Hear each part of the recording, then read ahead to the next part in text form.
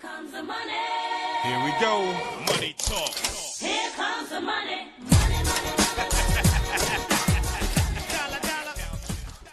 For our mini episode, don't forget to like, subscribe, and share this podcast. And don't forget to tell someone and tell someone else to join. A win is a win.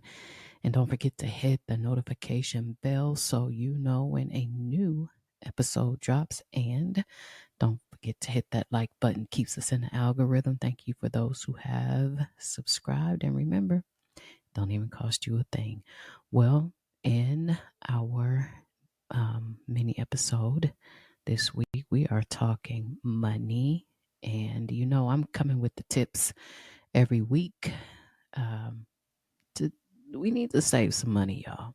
Times are getting a little tight for everyone to just keep spending frivolously without any type of responsibility to saving. And that's what we're going to get into today. We are talking about the financial challenges that we're all facing. And really is no joke right now. It really, really is no joke. And you have rising rent, inflation, student loans, groceries. Everybody's stretched thin right now. And it's nearly 60% of the United States population that's living paycheck to paycheck. And if that's not you, I want you to know, well, that's cool.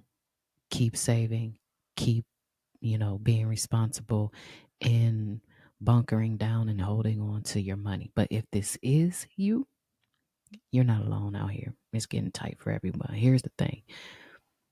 Starting small can lead to big wins over time. Now, even with $100, it can be the first step. And what I mean is, you have to look at money in the way in which you want to save it, okay? And you may think that what you see on TV or what people try to tell you on social media, start this IRA account, with $5,000. You can't get a high yield interest savings account unless you start with $10,000, and that's just not the fact. So what we're going to do is jump into how to make it happen with small financial means, and I'm gonna walk you through the strategies to save.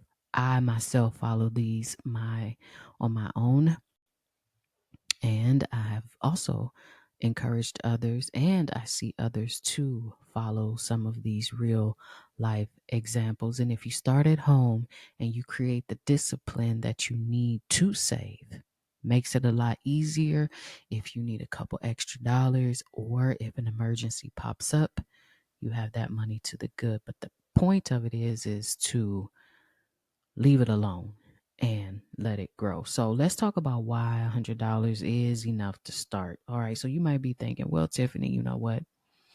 $100 won't get me around the corner nowadays.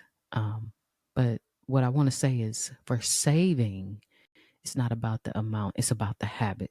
Now think of it like planting a seed, right?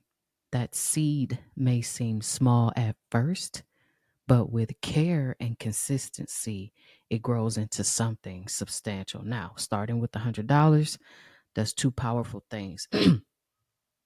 Builds momentum for sure. Even small progress can motivate you to keep going.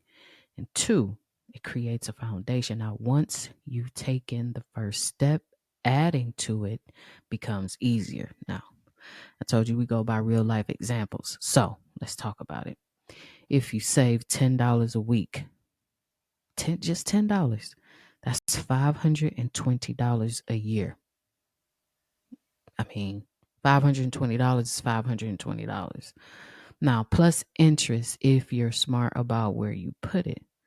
Now, it's proof that starting small works. Let's talk about how to make the $100 work for you. Now, grab some paper and something to write with so we can get into the step-by-step of how you do that. Find a bank offering a high interest rate with no fees.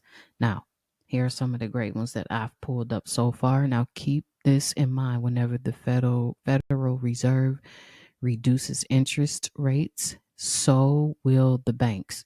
So, for example, SoFi Bank had the highest interest rate with minimal money that you needed to put in, started at 4.5%.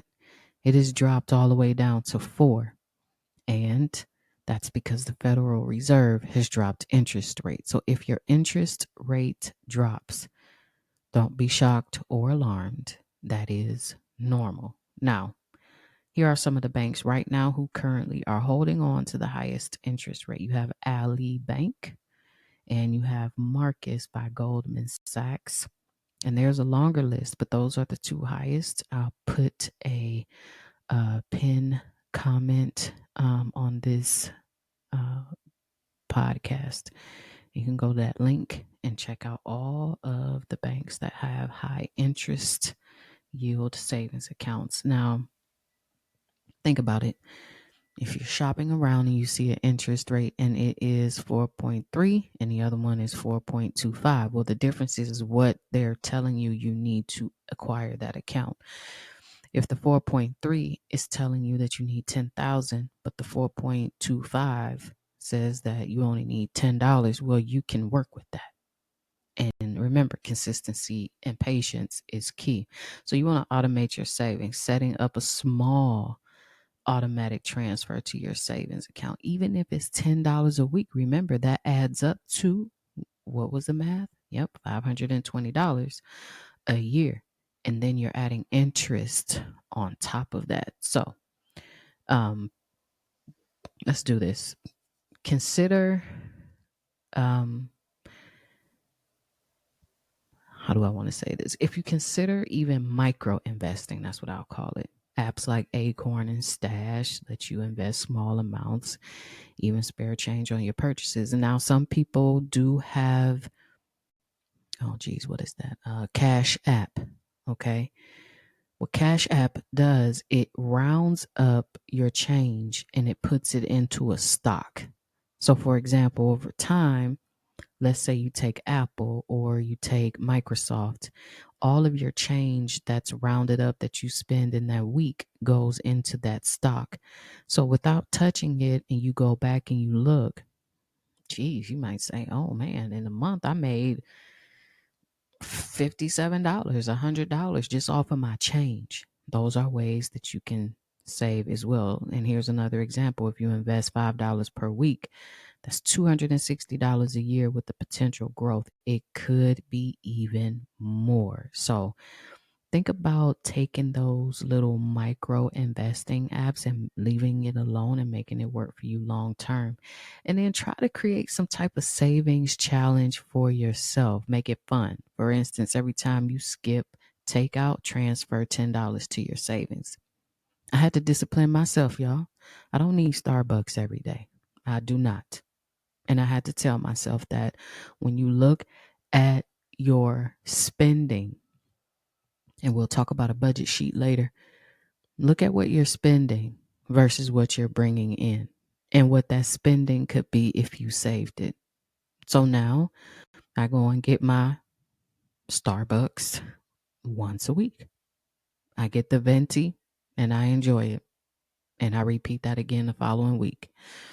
There's no more 5 days a week. That adds up. $5 lattes here, $6 lattes there, plus whatever you add or subtract in that drink, it adds up over time. So by taking these steps, you're not just saving money, you're building a system that keeps working for you over time. Now, the best places to save and invest in small amounts is, many places. But now that you have your $100, where should you put it? All right, well, let's break down the options. So you got the high yield savings account, which is one of the ones that I love to do. And those accounts are perfect for emergency funds. They're safe and they offer better interest than regular savings accounts. The next are CDs. Now, CDs are certificates of deposit. And what that does is it locks your money away for a few months to a year and gives a slightly higher return. And this is great if you don't need immediate access. And this is for someone who's done high yield savings and is a bit more disciplined, or you're just already disciplined to put your money away. Remember, micro investing and robo advisors. If you're interested in investing, try the apps. Like, these are the ones I like for myself: Betterment and Wealthfront. Now, they do the heavy lifting for you by diversifying your money. And we'll get into a stocks on our next Money Talks mini episode so that you can understand the stock market and understand, you know, why are people billionaires off the stock market and millionaires? We're not talking about day trading and, trading stocks and all that stuff is good. We're talking about long-term investments, okay? Use your $100 to kickstart a challenge, like saving $5 every time you grab a coffee at home instead of a cafe. Like I said, I did that for myself. Get you a couple of envelopes, and every time you think of buying something, you put that money in the envelope and put it up. I do that myself. The key is to pick an option that aligns with your goals. Are you building an emergency fund? Growing wealth long term? Those are questions that you should be asking yourself, and start with your why. Why do I need to do this? Why is it important? Well, only you would have the answer for that. But at the same time, I think the economy has answered that question for us. So, practical ways to free up $100. So if finding that $100 feels impossible, well, here's some ways you can free up the cash. Cut a subscription that you barely use. Like, YouTube TV is good, but it is $70 a month or more, depending upon what you add. So you add that on top of, now you have Hulu, and that's depending upon, you might have the premium at, $17 to $20. And then you have Netflix that's $6, $7 or $14. And then you have all of these other apps, Amazon Prime, and things that you don't really know add up over a period of time. That's $10 to $20 right there. Cook at home. Every once in a while, in a blue moon, it's nice to go out and have a nice meal, get away from the home, and, just kind of relax and take a break. But cook at home instead of eating out. Even skipping one takeout meal can save you about $30, because let's just keep it real. You order on DoorDash, and the convenience is you don't have to leave your home. Somebody's getting it and bringing it to you. Boom. Your meal has been delivered. You're going to add that meal up, plus the tax, plus the delivery fee, plus the tip every single time. So if it was a sandwich that you wanted, is that a sandwich that you can make? Because buying the groceries to do so will give you a couple of meals instead of one good one.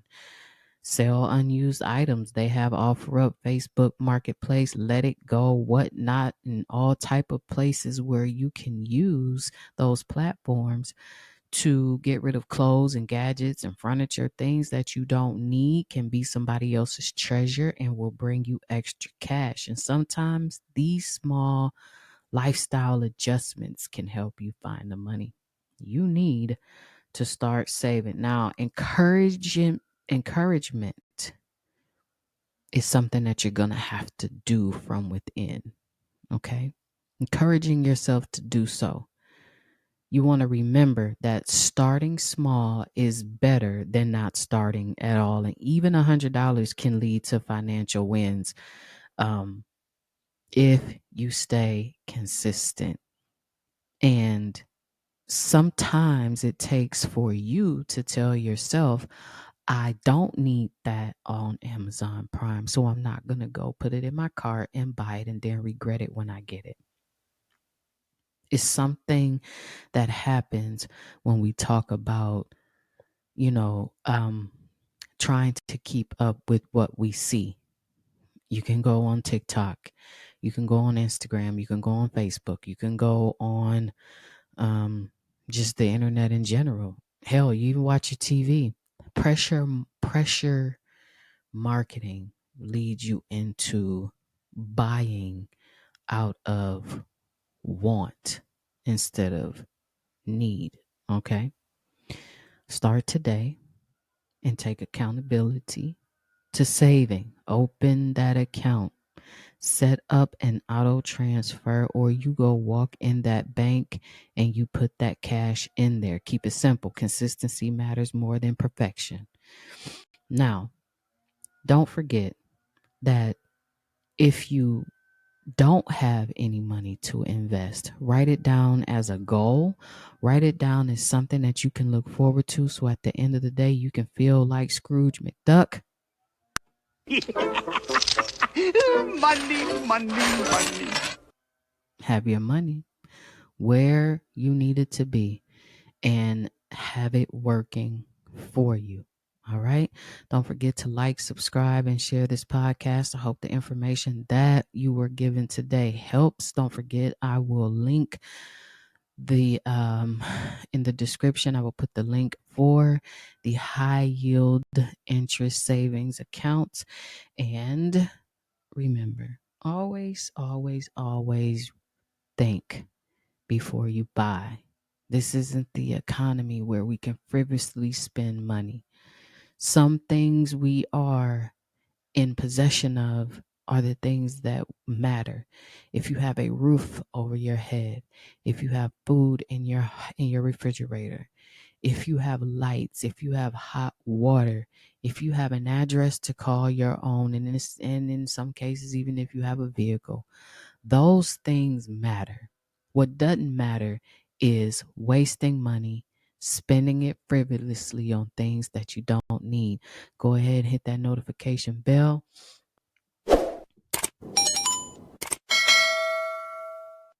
So you know when a new episode drops, and don't forget to hit that like button to keep us in the algorithm. We'll be back next week with our Money Talks mini episode, and we'll delve deeper into creating a budget sheet.